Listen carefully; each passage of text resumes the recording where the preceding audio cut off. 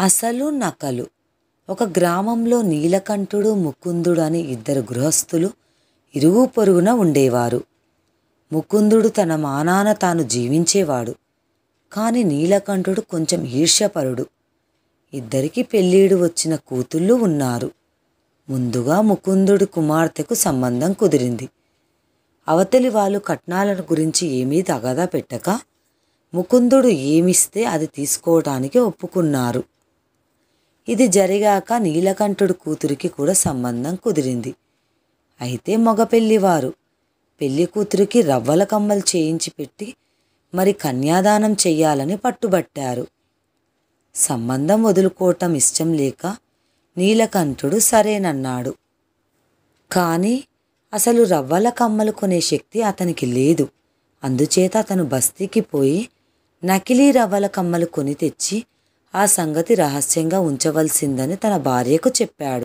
తనకన్నా ముకుందుడు తేలికలో పోవటం నీలకంఠుణ్ణి బాధించింది. అతను పనిపెట్టుకుని ముకుందుడి కూతుర్ని చేసుకోబోయే వారి ఊరు వెళ్ళి వారితో, నేను ముకుందుడి పొరుగువాణ్ణి. మా ఇద్దరి కుమార్తెలకు ఒకేసారి పెళ్ళిళ్ళు చేస్తున్నాము. నేను నా కుమార్తెకు రవ్వల కమ్మలు పెట్టి పెళ్లి చేయబోతున్నాను. మీరు కోరి ఉంటే ముకుందుడు కూడా తన కుమార్తెకు రవ్వల కమ్మలు పెట్టి పెళ్లి చేయగలవాడే అన్నాడు. ఆ మాట నమ్మి ముకుందుడి కుమార్తెను చేసుకోబోతున్న వాళ్ళు నిశ్చితార్థం నాటికి పిల్లకు రవ్వల కమ్మలు కొనమని ముకుందుడికి తమ మనిషి ద్వారా కబురు చేశారు. ఈ మాట వినగానే ముకుందుడి గుండెలో రాయి పడింది. అసలు రవ్వల కమ్మలు కొనే శక్తి అతనికి లేదు. అందుచేత అతను కూడా బస్తీకి పోయి నకిలీ రవ్వల కమ్మలు కొన్నాడు.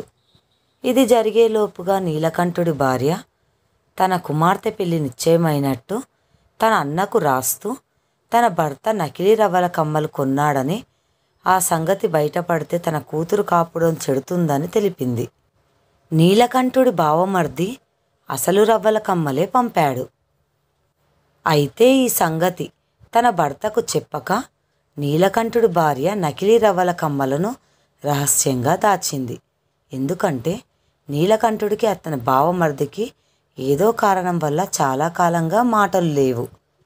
తన ప్రయత్నం ఫలితంగా ముకుందుడు కూడా రవ్వల కమ్మలు కొన్నాడని వినగానే అవి అసలు రవ్వల కమ్మలు అయి ఉంటాయని, వాటిని ఎలాగైనా కాజేయాలని నీలకంఠుడికి దుర్బుద్ధి పుట్టింది. అతను తన ఇంట ఉన్న కమ్మలు రహస్యంగా పట్టుకొని ముకుందుడి ఇంటికి వెళ్ళి, నువ్వు రవ్వల కమ్మలు కొన్నావట, ఏవి చూపించు, నేను కూడా అలాంటివే కొంటాను అన్నాడు. ముకుందుడు తాను కొన్న నకిలీ రవ్వల కమ్మలు తెచ్చి చూపాడు. వాటిని చూస్తూ నీలకంఠుడు దగ్గుతెర తెచ్చుకొని తాగటానికి నీరు కావాలని సైగ చేశాడు. ముకుందుడు లోపలికి వెళ్ళి నీరు తెచ్చే లోపల నీలకంఠుడు తన కమ్మలు ముకుందుడి కమ్మలకు మార్చేసి నీరు తాగి తన ఇంటికి వచ్చేశాడు. తాను తెచ్చుకున్నవి నకిలీ రవ్వల కమ్మలను, తాను ఉంచినవి అసలు రవ్వల కమ్మలను అతను ఎరగడు. నిశ్చితార్థానికి వస్తూ నీలకంఠుడి వియ్యాలవారు కంసాల్ని వెంట తెచ్చి పెళ్లి కూతురికి కొన్న రవ్వల కమ్మలను పరీక్ష చేయించారు. వాటిని చూసి అవి నకిలీ రవ్వలన్నాడు. నీలకంఠుడు కంగారు పడి, ముకుందుడు కొన్న రవ్వల కమ్మల లాంటివి నేను కొన్నాను, కావలిస్తే వాటిని పరీక్షించండి అన్నాడు.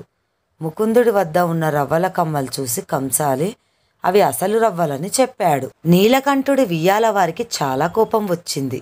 వాళ్ళు సంబంధం మానుకునే ధోరణిలో ఉండగా ముకుందుడు వారితో, మీరు తొందరపడకండి, నేను కొన్నవి నకిలీ రవ్వల కమ్మలే, ఏదో పొరపాటు జరిగి కమ్మలు మారి ఉంటాయి, నీలకంఠుడివి అసలు రవ్వల కమ్మలు అన్నాడు.